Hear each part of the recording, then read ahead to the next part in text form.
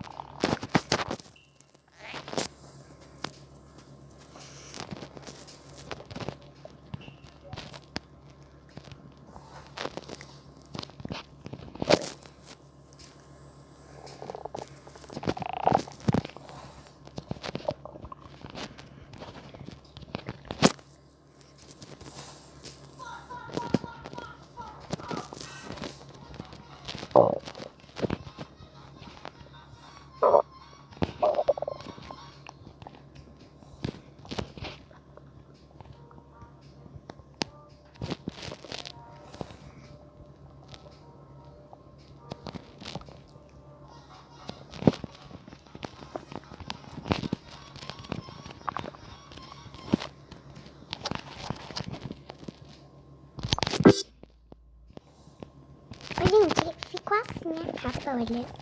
Especial 10 subs. Você acaba desse vídeo sem falar nada, espero que gostem.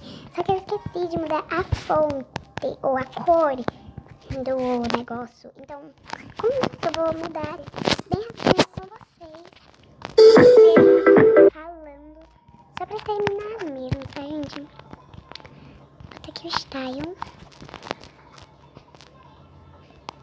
Eu vou botar aqui preta e roxa. Apply. Botar aqui style. Botar mesmas cores. Ai, não tá indo, pera. Aqui. Style, create color pattern. Se vocês quiserem criancinha, quando você deixar assim, soltar bem o tela, deixem aí nos comentários. Vocês me pedem que eu faça tudo, entendem? Ai, não tá indo aqui o negócio, pera.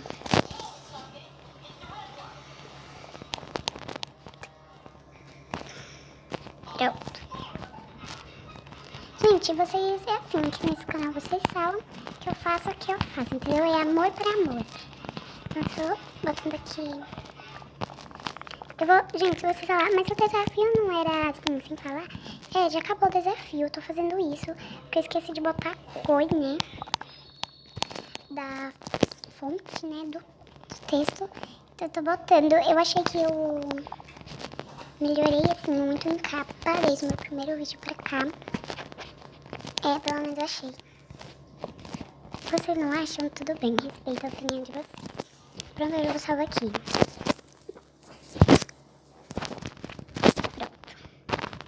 Agora eu vou ver como ficou lá na minha galeria. Vem aqui. Quase, deixa eu apagar aqui. Apagar.